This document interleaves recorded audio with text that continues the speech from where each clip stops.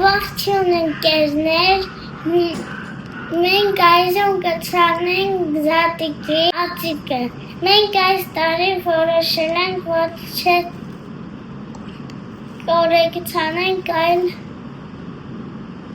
Չիայի սերմեր։ չիայի սերմեր։ Հրաժեշտ է բամբակ, աման և չիայի սերմեր։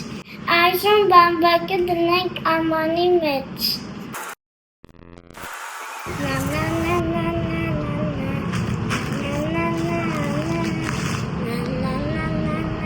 Այժմ ջրենք։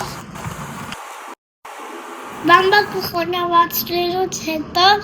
այժմ գցնենք չիայի սերմերը։ Լավ տարածում ենք ու ձեղափոխում արևի տակ։